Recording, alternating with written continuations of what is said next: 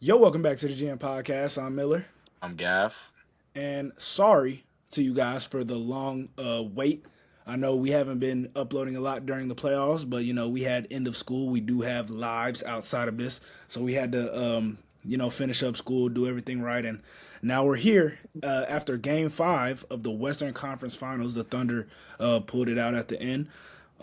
So there's been a lot of discourse, obviously, about the refs in this series, the greatest player in the world argument. Let's start with that second thing that I just said. Gav, it's pretty common knowledge that you think Wemby is the best player in the world right now. I want to Yes. know first off, do you think Shea at the end of this series can take that title back? Do you think that's possible, or do you just think Wemby is the solidified best player in the world for years to come? Yeah, I think Wemby is the best solidified player in the world for years to come. I think he's the best player in the world, and I don't see that changing unless we have an injury conversation. Knock on wood. I hope that doesn't happen to him, or it's 15 years and he just has aged. And the reason I say that is, and I've gotten plenty of arguments with people recently because it's always uncomfortable when you're passing that torch, no matter who it is. It's always people aren't ready to just give it up. It's a little weird in this situation because it seems like Shea just got titled that Yeah. past Jokic, and then like a week later, it's been taken. Unfortunately, it's not really a knock on. Now, Shea has not been great this playoffs. Shea hasn't been better on offense than Wemby this playoffs, and Shea hasn't been better than Wemby on defense either. Never will. Um, and he never will be on defense. And it's not a knock on Shea. It's almost like when I talk about Brunson, no matter how good Brunson is, there's only a certain peak that he can get to because of physically he just can't be, if that makes sense. Like it's almost like Brunson physically, I don't know if he could ever pass SGA for me because it's same type of game, but one is 6'6", one's not a cone. Well, it's like it's not that I'm mad at Brunson or anything. It's not like I'm like, dang, Brunson needs to do this better. No, Brunson's been great. It's more of just like he physically can't be what Shea is. He just can't. Yeah. Um, it's the same thing with Wemby. No one, as long as Wemby is moving the way he is and is being used the way he is. Obviously, tonight he had a terrible or a bad game, worst game of the series. But no one can be better than Wemby physically, for the most part.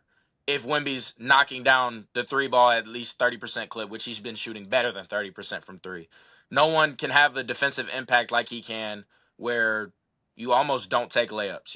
You honestly don't. You have to just shoot jump shots when he's in the game unless you pull him away from the basket with a shooter that he's guarding. So with that being said, his dominance, game one is what took it over for me because no player in NBA right now will ever have a game as good as that because they physically can't on the defensive end, and then on the offensive end, he was just that dominant, that clutch. The game was over. So game one is where he took that torch for me, and I labeled him best player in the world, and I don't see that changing. And once again, it's not a knock on SGA. SGA is my second best player in the world, and in a lot of other eras, he'd be the best in the world. Even if there's a certain point in LeBron's career where I would say SGA is better than, because I'm not gonna just go away just because SGA is having a bad series. Because I think if they get past this, I think he'll have a great finals. I Yeah. think I think Shea being bad, I really do, is a product of his playing Wemby. I really do. Because he can't just get two or three layups to see the ball go through the net. I think if SGA was playing any other team and the stakes were this high, he would be frying averaging 30 a game right now. I truly do. Yeah. But I think it's a product of Wemby that Shea he has to just shoot jump shots the whole game for the most part. So yeah, that's my take. Yeah, so obviously I'm a Thunder fan, but I think you would be blind to the fact if you was to say that this playoff run has helped SGA. It straight up has not. SGA, I think, in my opinion, watching basketball, this is his worst playoff run in the last three playoff runs that he has had. He has not had control over the game. There has been sloppy turnovers. His field goal percentage, it drops every postseason, but this postseason has dropped the most than it ever has. And it straight up goes like he had his chance to claim that title this postseason, and he didn't conquer it. He didn't play the way he needed to play. He had bad games in every single series he played in. That's just the reality. It wasn't. It's not just this Spurs series. Right. Now tonight, he had 32 points. Boom. It wasn't an impressive game from Shea. It just was not. It's as simple as that. And when you look at if there's a path to him getting there, the only path that I could see is if Wemby, in whether it be game 6 or game 6 and game 7, plays horrible in both games, and SGA does something extremely dominant in a game 7 in a clutch time situation. But if you look at situations tonight when his team is playing great, you don't look at SGA and be like, he had to battle through this to get to this point. That's just the reality of the situation. And it sucks for Shea that it is like that. People have said that he doesn't have a moment. I think that game 4 last year, down 2-1, where he goes for like 36 points, that late step back on Aaron Nesmith, that was very controversial. People thought it should have been a push off. I thought that was a pretty big moment in Shea's career. But even then, that series is tainted by the fact that Tyrese Halliburton was injured in game 7. So those are things that you do have to bring up, that you have to have conversations about. SGA, once again, it is nobody else's fault, especially this year. He could have dominated this series, and we would have said SGA is the best player in basketball. He just straight up hasn't. It's 5 games in right now, and the 2 games he played good, in my opinion, they won. And this game tonight, and we've talked about it, we probably will go more into it after this. He just wasn't impressive, and nobody on the court was impressive tonight. So there are just things with SGA where obviously you just can't have it all. I mean, sometimes you can't both be the best player in the world and Him being have the the best second team. play, like people think me saying he's the second best player in the world is the most disrespectful thing ever. It's like whenever I say LeBron's my second best player ever, and oh my god, you're like that's not bad. Like No. it's not bad at all. It's just he's in a unique territory where he's like, if 22-year-old LeBron was in the league and 22-year-old Wemby was in the league, I might say 22-year-old Wemby is better. Like Yeah. that's just the fact. It's not a knock on Shea at all. Obviously Shea has to be better, and once again, I think him being bad is a product of playing Wemby. I think if they get past this round, I think he fries the Knicks. Now, do they win? I don't know. We'll talk about that later. But I still think he fries the Knicks. Yeah. And I kind of think, and this just to finish up on Shea, I kind of think it's a mentality thing where it seems like he is trying to force things instead of letting the game come to him. I And think, yeah, yeah. something I got worried about today for Shea's playoff future, and I'm not worried about it to this extent, obviously, but I thought of James Harden, and the Yes, I'm reason the getting there. reason the reason James Harden is so poor in the playoffs, in my estimation, is because he fails to realize that it's the playoffs. There's not really an increase of desperation when he plays, an increase in energy. It almost stays the exact same. When you watch game 3 and game 4 this postseason with the Cavs versus the Knicks, he looks damn near uninterested in being there. And with what he's had to go through in his career, you would think that he would be more interested in that. Now, I think Shea is way more of a competitor than him. I just straight up do. I think he loves I that just think better. competitiveness. But yeah, he's just straight up better. But Yeah. when it comes to the mentality and the coolness of going through these moments, the cool stuff is cool when you're playing good, when it looks smooth for you. When all you're doing is forcing turnovers, missing shots, your field goal percentage is dropping, falling to the ground, all of a sudden you don't look so cool anymore, which is why all of these NBA fans who OKC fans, I'm an OKC fan. All of us want SGA to get that respect. But imagine a guy who tries to be the coolest guy in the league, but all he does in the playoffs is force turnovers, go to the free throw line, fall after every shot, and that's my thing with SGA. So he can't be a fan favorite right now. It's Yeah, he straight up like can't. that. And my thing is with SGA is I mean, you could go to the post game presser. He'll win an MVP and act like it's nothing to him. Um and with Steph Curry, with Kevin Durant crying the famous his mom's the MVP, with Wemby saying he wished like he wants the MVP, he wants this. Um it's more relatable, and it's more of a story that fans can attach themselves to rather than just nonchalantness. Like that's just a fact. Like I'm not a fan of nonchalant energy. I'm just not. Um, Absolutely. Winning a championship and still being casual, like jump up in the air, dude. I don't know. Like it's just not as relatable in a sense. And he absolutely has demonstrated because of the team culture. He's demonstrated moments of him not just being like Kawhi Leonard. Like Yeah, he's still very happy at times. But once again, when you do play that nonchalant act, you better be a cold guy when it comes to playing on the basketball court. And you're a guy that just goes to the free throw line. It would yeah, be and that's almost my different. point. And as we've seen, and as good as SGA was last year when he won the chip, his numbers go down in the playoffs. They do. That Yes. doesn't mean he's not still good, but when you rely on getting to the free throw line so much, and I would love to see SJ add a step through to his game. And he has it, but instead of doing the step through, he just gets the foul call. And when you're relying on a step through, I mean, when you're relying on getting to the free throw line, you're putting 5 to 10 of your points per game in the ref's hands. If you Yes. get it, great. Tonight he got it. Great. If you don't get it, you can't just look at the ref sideways. Like you can't, like Yeah. you have to have a counter to that. If you watch Kobe with his elite footwork and getting people to jump, he just pivoted and faded away, or he did a step through. Yeah. Um, and I think SGA needs to add that to his game and be let, because he doesn't need to rely on the refs. He doesn't need to. He's that good. The problem is he just does. It's just a bailout. Um, and it's not that they aren't fouls. Sometimes they are, but once again, you can't always rely on a foul call. And like James Harden, like any player in NBA history, even prime Joel Embiid, when you get 11 or 10 or 9 whatever points per game from the free throw line in the regular season, it's not going to be that in the playoffs every game. It's just Yeah. not. It's not going to translate that way. It will Absolutely. always go down. Fouls will be called less.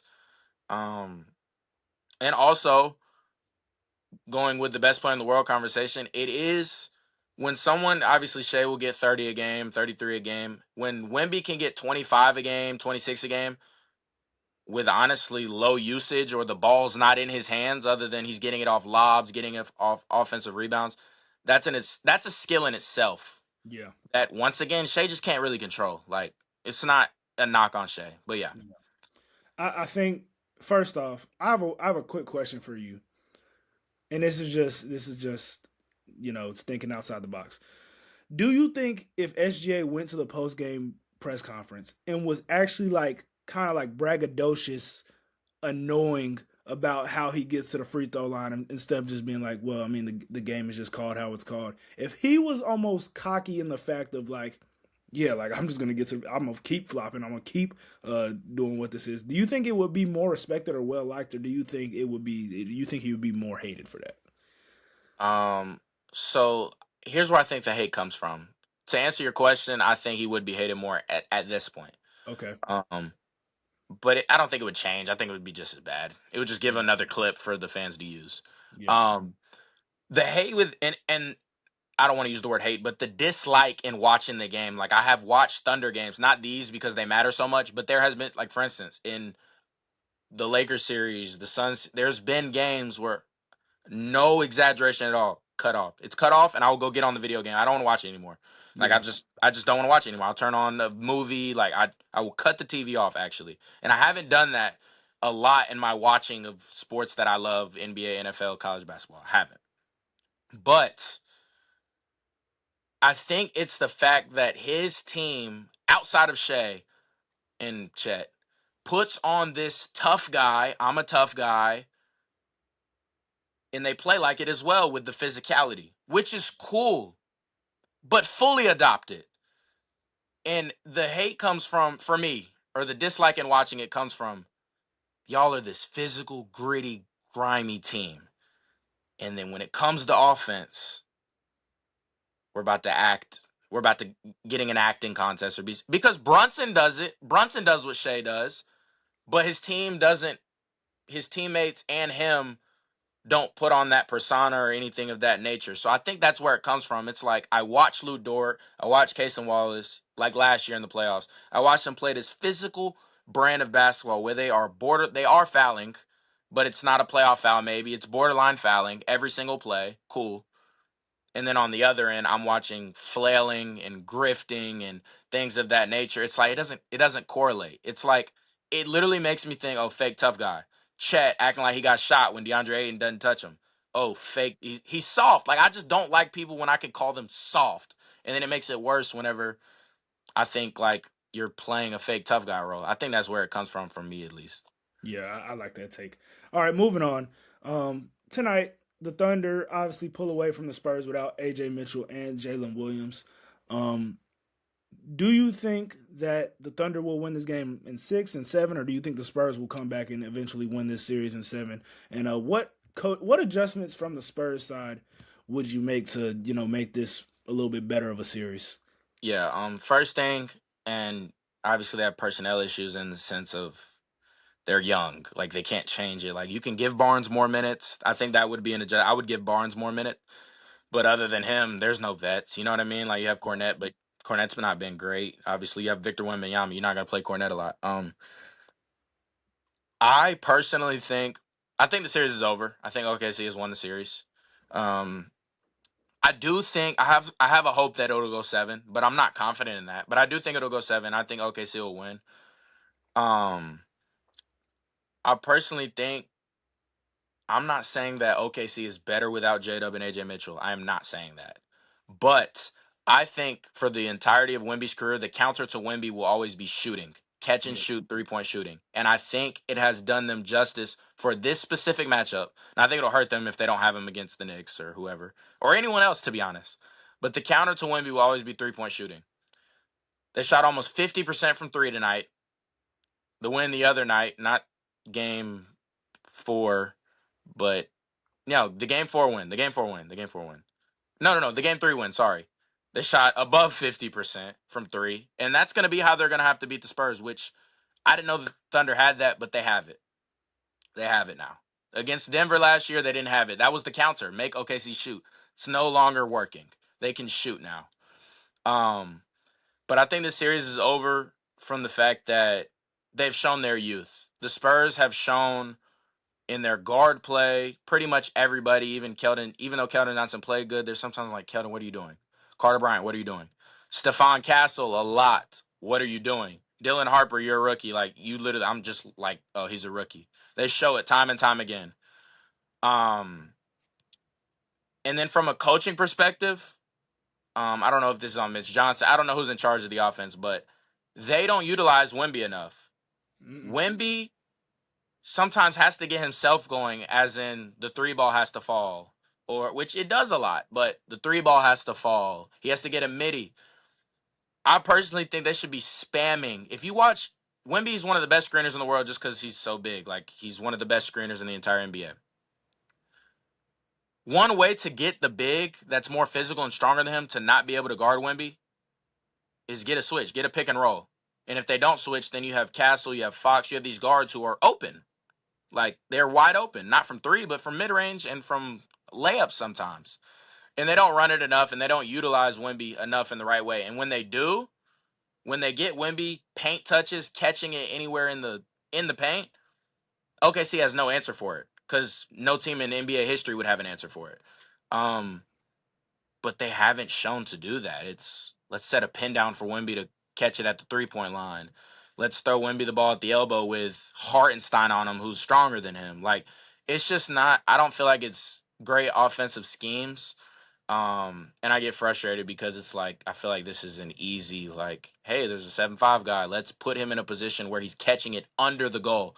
Even out of bounds plays. I've yet to see them run an baseline out of bounds play. The ball's out of bounds. It's Spurs ball on their side of the. Put Wemby under the rim. Set him a block to block screen. I don't know. I just get frustrated. Maybe there's something I don't know, but I feel like they don't utilize him enough, and they just showed their youth time and time again tonight. Yeah, so on the Wemby front, I completely agree. If I see another off-ball screen for Wemby to come off and shoot a three, I might lose my mind just as a pure basketball fan. Why are we doing that? What is the reasoning for doing that? Like He it's, could it's be in the cute when he's hot. Like Yeah, that's the only time. And if he's in the corner, he's just as much of a spacer. And you could work other action with other guards to get things going downhill, dribble, kick out. So I yep. don't want to see that anymore. What I do want to see is, first off, you brought up the pick and roll.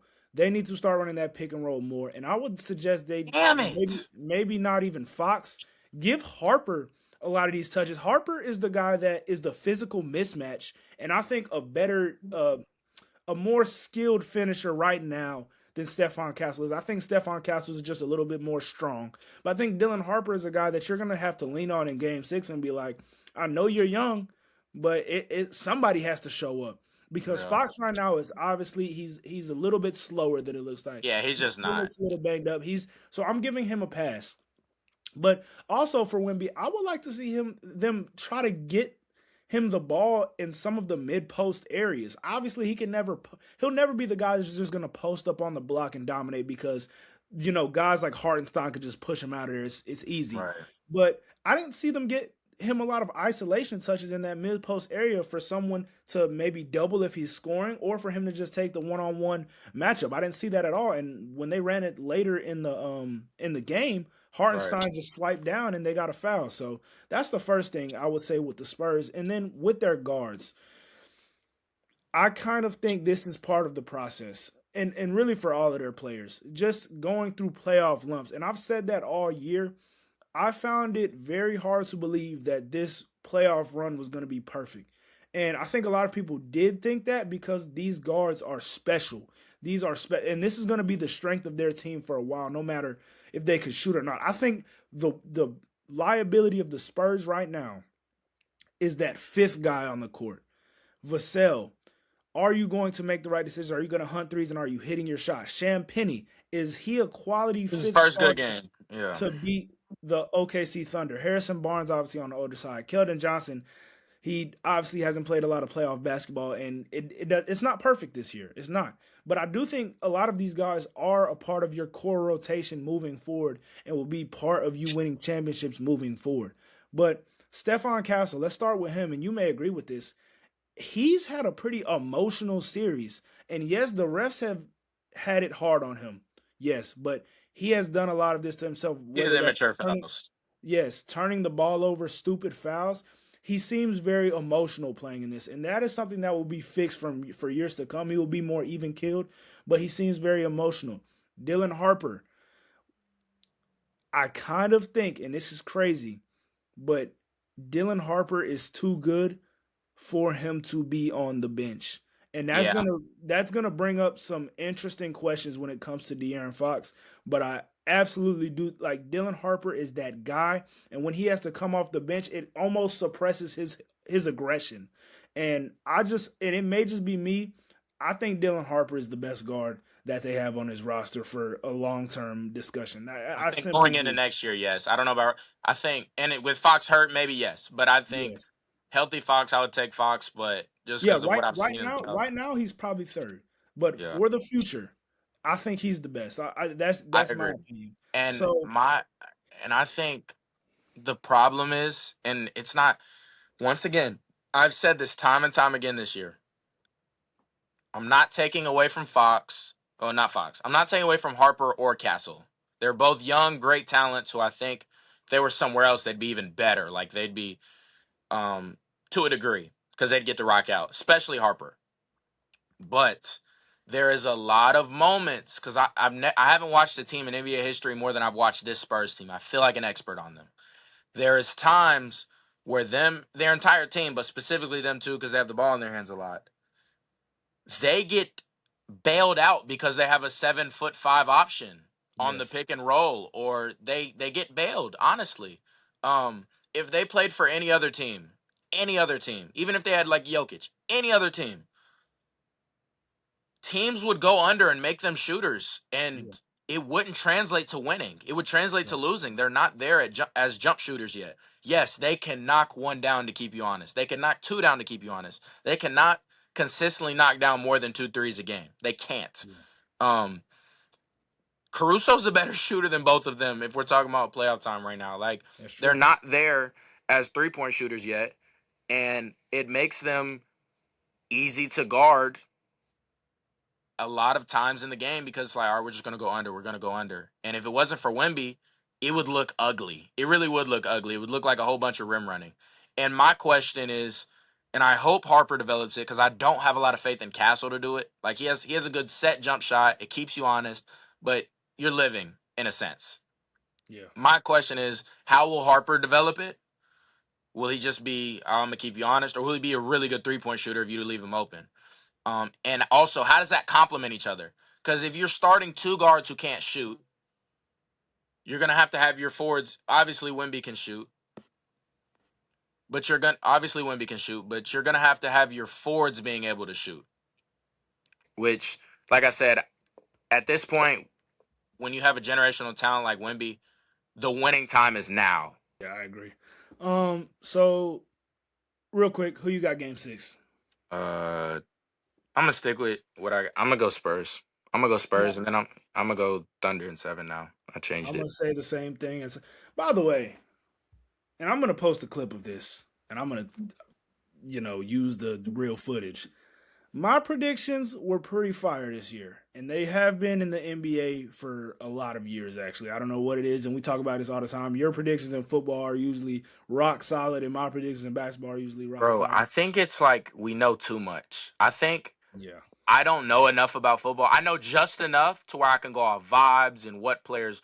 When you know too much, you start overthinking it. When you're too yes, blown out, I exactly. think I think that's really what it is. But yeah, Exactly. So I had the conference finals perfect. I had Cleveland and New York, and I had San Antonio. OKC. New York has advanced.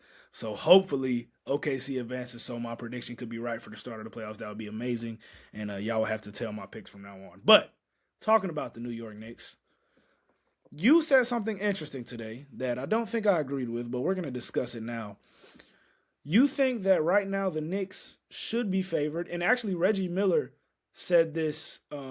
Reggie Miller and Nick Wright, I saw say this today that the Knicks should be favored over anybody they play in the finals.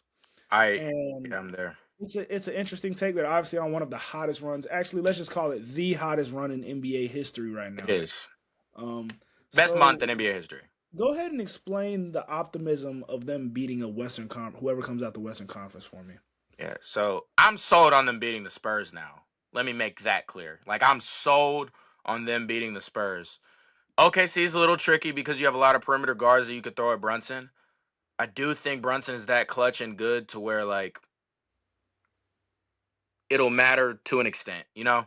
Yeah, On the flip side, I think obviously Hartenstein is not an elite offensive talent, so it bails out. And I think same thing with Chet. I don't think Chet is that elite, even though he's good tonight. I don't think he's elite offensively at all. When I watch the playoffs, when it comes to Western Conference Finals and Finals in his career the last 2 years, offensively as an offensive talent, so Cat will be fine in that instance. yeah, And they have so many. Obviously, Brunson cannot guard Shea, but other than that, they have so many. Honestly, and Shea struggled this series against this build. Vassell like builds, the 6'6", 6'7" wing with long arms. They have Mikal Bridges, Anunoby. Like you have a lot of wings. You have Josh Hart. A lot of wings and forwards type of builds that can switch on to him and I feel like give him problems and make him shoot extremely difficult twos. yeah. Um, and I think obviously Shea will get to the rim much more next series just because there's not the best defensive player ever in the paint. And I think it'll be a great series. Another advantage, as much as Shea is a closer and he's clutch, I don't. Maybe since when I used to watch, I know I'm biased, Isaiah Thomas on the Celtics, or Nah, Brunson's better than that. like, well, I'm not talking about Brunson's better than that. I'm talking about as a closer. Yeah, I I think was he's just about one. to say that Yeah. there's not a lot of, and obviously Halliburton would hit the shot, but if we're talking about closing for a portion of time, like a 4 minute stretch, I don't know. I'm trying to think of a better I'm closer. not gonna lie. I don't think I can think of one off the top of my head. I would literally say like Michael Jordan. Exact And and the path for New York to beating the Thunder is obviously make it tough, make the games ugly. Obviously, you might get blown out a game or two. That's fine. A loss is a loss. It doesn't matter what it looks like in the playoffs. A loss is just one loss in the series. I think the key is going to be for get as many games to clutch time as possible. And I trust Brunson with 4 minutes to go in a clutch situation more than I do, we'll just say, this Thunder team. Because even as elite as this Thunder team is and elite as their bench is, even in Caruso has not hit shots in clutch time. He'll do it the whole game. He'll hit the open shot, but when it comes down to crunch time, it's time for superstars to make plays. And that's always what the NBA has been. Always.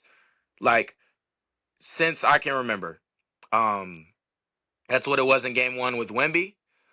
And that's just what it always will be. Even in this, like, it'll be J Dub or it'll be Shea who wins them the game come clutch time. It'll be Jokic or Jamal Murray. You know what I mean? That's just Yeah. always what it'll be. So I think if they can get enough games to clutch time situation, I trust the Knicks more. It's just about can they get it there. So yeah. Yeah. So yeah, I don't And think the Knicks have a chance against OKC. That being said, to wow. actually win the series. That being said, I do think I would take OKC in 6 right now. And for Shea, that means you would win in Madison Square Garden. And I think that building will be rocking, and I think that would be a late game situation, and I think SGA will be able to take over in that particular game. So objectively, that could make him, not best player in the world. I don't think because the Knicks aren't the Spurs, and that's not the team that he would be going against All right. for the best player in the world. But I do think it could put him as like, we respect you now because you just did this. Yeah. So I would take OKC in 6 just based off of the depth. I actually think the Knicks might have the best starting five in the playoffs remaining. Like Nah, they do. They as do. far They do. as talent and cohesion, And they're obviously these guys have Shamet, McBride, like they're not last year's. They're not the Thibodeau Knicks where we're just right. playing starting five the whole game. Like their But this is bench has yeah. been elite. Now we'll see how they can do with all those. We'll see if Shamit. There's a chance Shamit could be irrelevant against OKC. I don't That's know. my point. I don't know. And McBride as well. When those guys have to go against Case and Wallace, we are not talking about Donovan Mitchell and James Harden. We're talking about Yes. Case and Wallace, Caruso. Even Jared McCain is more attentive on defense than some of those guys. So that's what they're going to have to go against. But with the Spurs, I'm going to go ahead and agree with you. And I've been telling you this the whole time. By the way, the Knicks did play the Thunder. They lost, but they played them pretty close in the regular season. And But they with the won the cup. Spurs, They won the cup. yeah, they did. But with the Spurs, I do think the Knicks will win. I think once again they have more experience. They beat them in the regular season. The Spurs will be coming off a long series, and most importantly, Cat is going to space out Wemby for the majority of the game. And there's not really a guy on the Knicks, and this is what I like about the Knicks, that you could just say, "Oh, let him shoot," because teams try to do it with Josh Hart, and every single time teams try to do it with Josh Hart is running down the other end, going straight like this. Josh Hart's a gamer. I don't trust the whole leave the. I think the Knicks are a team that you have to play straight up and just trust that we can get enough stops. That's the Yeah. type of team, and that's why I respect the Knicks so much because offensively, like I said, I do think they might be the best team remaining. Simply put, like they have the most firepower when it comes to the talent that Cat is, when it comes to Jalen Brunson being the closer that he is, when it comes to OG Anunoby probably being one of the most underrated players in basketball. Mikal Bridges has been all he's done is win in his career. So it is interesting for the Knicks, but I can't see them beating OKC. That's what I'll say. I personally think that and I think the Knicks are the third best team in the league. Let me make that clear. Um, I think with injuries and on the flip side, they get a benefit of they play in Eastern Conference and they handle business. They did what they were supposed to do. They're going to get a elite rest and they're gonna play somebody banged up. Like I think I could be wrong. I think AJ Mitchell's done for the playoffs. Like what he hurt connects to his Achilles. Yeah, Um, and J Dub, there's nothing that makes me think even if he does come back, he's going to re-aggravate it. yeah. Um, And he won't play next game. yeah, I don't think he will. Him or AJ Mitchell.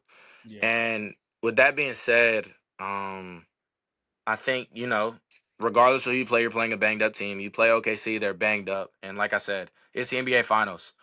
I do think the games will be close, a lot of them. Now, I could be wrong. And I just trust the Knicks in that scenario more. I trust Brunson in that scenario more.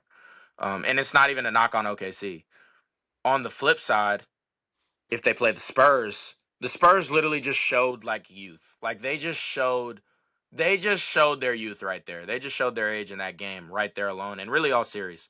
Um, and if you look at the Spurs wins in the Timberwolves series, and you look at their 2 wins in this series, and this is also the only path for the Spurs to win this series, 2 Superman games from Wemby.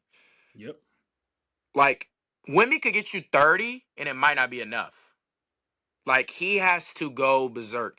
And honestly, it's made me gain more respect for Wemby as best player in the world. And unfortunately, like with Shea's the way his teammates have played, it showed me 2 sides of it. Like, dang, Wemby is that valuable.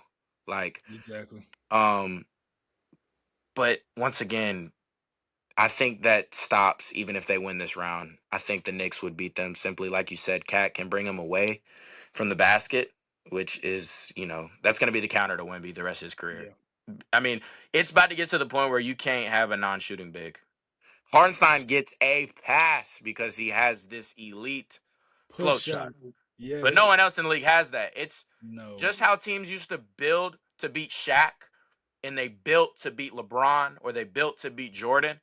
Teams are about to build their roster to beat the Spurs, especially in the Western Conference. And if your big can't shoot, he can't play. Yeah, no chance. Um, and real quick, this is the last thing I'll say, and we can have this discussion. I don't want to throw trash on what has been a dominant run by the New York Knicks, but it seems eerily similar, and this is your team, but to that Boston Celtics a couple years ago, where they played some teams, they played some talent, but they didn't really play a team where you thought they had a chance to lose. Other than, for me, I thought Philly had a chance because of what they just did, but you just didn't get the high end from Philly at all. You actually got the low end from every single player on their team, including Tyrese Maxey. I thought So I thought I thought I was right about Philly, and I still think yeah, I just think they overachieved. They were 7 seed to beat a 2 seed. absolutely, All right, your fun yeah, ends here. You know what I mean? Like yeah, it reminded me of when a 15 seed wins in March Madness. Like, okay, you won round one. Like, all right, this is yeah. over with. But Um, let's not get it twisted. People were picking teams. People were picking Atlanta to beat the Knicks. People were picking against the Knicks. I think the only series they didn't was the Cleveland series because at that point we had watched 2 rounds of basketball and it was kind of clear. I don't like Cleveland. Yeah, that's a bad watch. But let's talk about Eastern Conference real quick. The Eastern Conference. Um, do you think this conference will rise back to glory next year, or do you think it's going to stay like this? Because when you think of Luca, you think of Anthony Edwards, you think of what the Rockets can be. I do think about those things as far as their ceiling, because those 4 teams in particular, I'm glad you brought this up. I have and a completely different Jokic. take. I I'm didn't glad even you brought mention. this up. I didn't even mention Jokic. Those players are so dominant that I think the West might win for a while. Now you look at. I'll let you talk about the East. Actually, I'm gonna let you do that. Yeah, I completely disagree. I think the East is really good conference. I think you have the Celtics, you have the last year Pacers, you got this year's New York Knicks. Um, I think LeBron might play in the East next year. Like, I think it's just 2 different styles. Honestly, it almost reminds me. Dan can't speak. It almost reminds me of college basketball when you say, "Oh, this conference is better." Everyone swore the Big 12, the Big 10 was better. Yeah. Um, but I think there's just more superstars and high end talent in the West. I think the East is more schematic, 5-on-5 basketball, playing the right way, system based, and obviously they don't have the high end talent, but you have a whole bunch of systems, and they haven't done bad against the Western Conference. Like, I truly do believe that Pacers team would have won the finals last year without Halliburton. And even if they didn't, they showed that they were just as good. Even if Yeah. they do lose, let's say they lose with Halliburton, they barely lose, and they showed they're just as good as last year's Thunder. Boston, obviously, with their dominant run, Luka was amazing. He was arguably the best player in the world that year, and we beat him in 5. Gentlemen sweep them. Um, New York Knicks, like me and a lot of people have them favored now to win it all. I think it is just a different brand of basketball.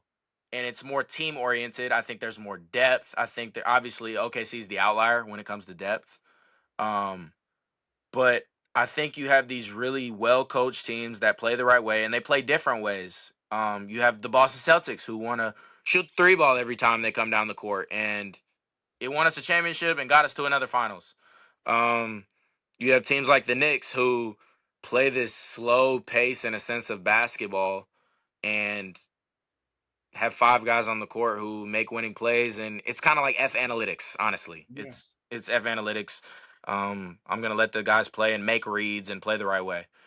And then you have the Cavs who kind of a little bit of a mixture, but they just can't guard as good enough. And obviously the Pacers just play run and gun, run and gun. Yeah. So that you have all these different styles, and of course you're not gonna walk away saying, "Oh my God, that one player for them." But I feel like every single year we walk away from the East looking at a team like I love watching them play. Like last See, year, I love more than any Celtic team ever. I love the Celtics. So I would be biased towards Celtic.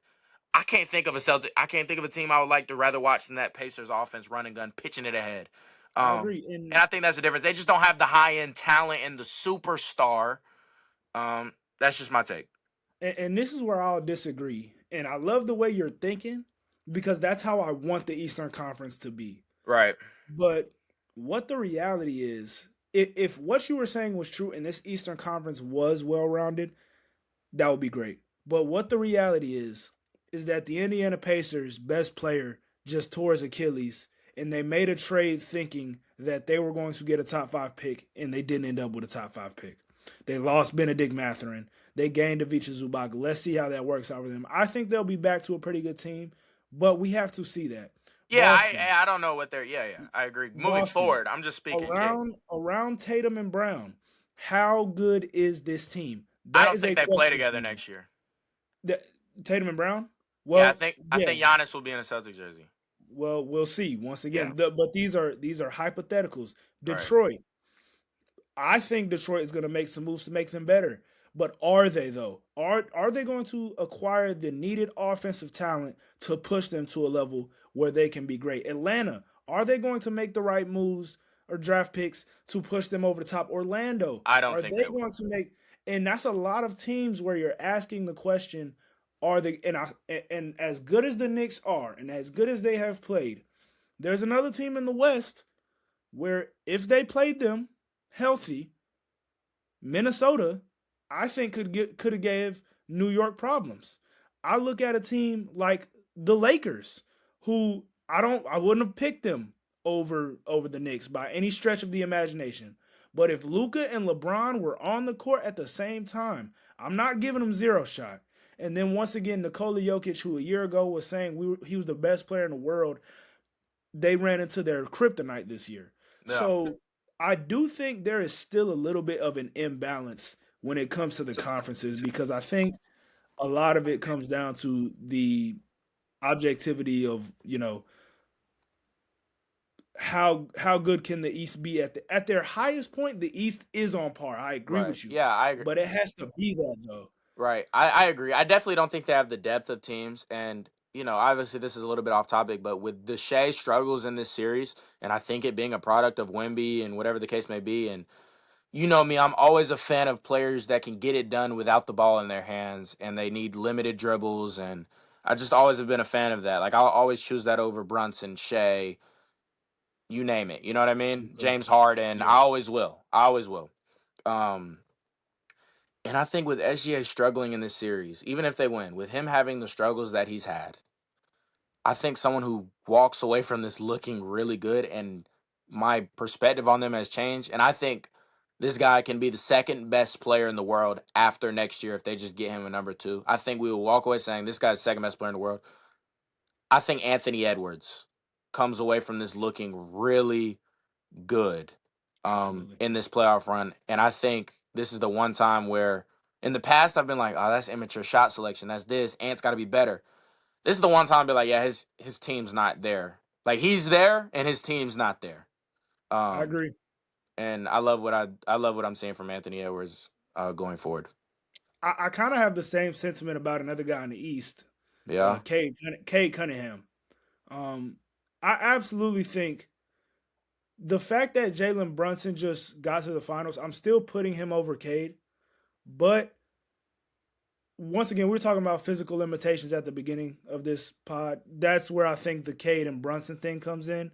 And obviously, Cade, there's still a turnover issue, but That's the the only issue. offensive workload, yeah, that's the only. And the And offensive the workload good he thing has, is it's a very fixable issue. It's not like a he can't shoot and issue, that's or my point. it's a That's very my fixable point. issue. He's going to fix that. But if he continues to play with offensive players like he's playing with, it's not gonna matter. Like his team, he came out of this playoff run, in my opinion, looking fantastic because he had nobody. Like Danish Jenkins was his best second option. Tobias Harris, who had a couple games, was his best second options. So he comes out of this. American point guards are coming out of this looking great. Brunson, Anthony Edwards, Cade Cunningham. That's just amazing to see. Would you rather see Kyrie or Booker? Booker. At this point, I mean, I think it's interesting because I do think Kyrie at his high end is extremely undervalued as far as a shot maker and a passer. Kyrie is a better passer than Devin Booker is, in my opinion. Yeah. But Devin Booker is just such a cohesive, like he's just gonna make the catch and shoot three. He's gonna get to the one dribble, two dribble. I think Maybe he Devin can do the Booker needs a point turnaround. guard, and we'll talk about him as a top 15 player in the world. He just doesn't have a point Absolutely, guard. 100%, 100%. I agree with that. And he's not a point guard. The Phoenix Suns, I don't know where that thought came from, No, but he doesn't even give point guard. He doesn't make reads like that, which is fine. Like he's not throwing bad passes, but he's not a point guard. I will Um, say they hurt his ranking as far as the hierarchy of players in the league, but they helped his progression in terms of a player in yeah. this league. Like Now I he's a do better player think, for it. So. yeah, he might be a better player for it, but you'd give up Duran for Booker straight up, like Yes, come on, yeah, yes, yes, yeah, yes. But the problem is the Suns wouldn't do that in yeah. any. Never they would And never do his that. that hurt his trade value. That hurt, and the worst thing the Pistons can do this offseason is pay him too much money. No, I think you don't give him the super max. You give him. I wouldn't quit on it quite yet because there's a lot of things that he does bring. Duran is 22 years old, and I know Yeah, yeah, Wimby has the ceiling set up here, but Duran is 22 years old. Like I think there is a world, but a lot of these guys that can't shoot, they do plateau offensively. We thought Jared Allen well, was you going to just be got to good. look at Duran and be like, okay, playoff basketball, 1-on-1, and he's playing another footer. What can he really do other than bully ball? He don't got no wiggle. He doesn't have No, a post shot. he doesn't have a move. He doesn't have a shot. He doesn't. And honestly, I didn't see enough grit from him no. this postseason. I didn't see it like in that with when you have a build like that and you need to be Mitchell Robinson like. You need to be Yes. like you need to have that grit and that tenacity in the paint. Hartenstein. Yeah, and he didn't have that. He wasn't an No. enforcer. He needs to get some of that Isaiah Stewart Even energy, honestly. he had in game 6, that's the one game I think in the series that he played good. In every single one of his buckets, I'm like, ew, Yeah. like yuck. That's getting Yeah. stolen in the other game. Like you're getting pretty lucky tonight. Yeah. So yeah, that'll be it. We went for a pretty long time tonight, which pretty good. We had a lot to get off our chest. Right.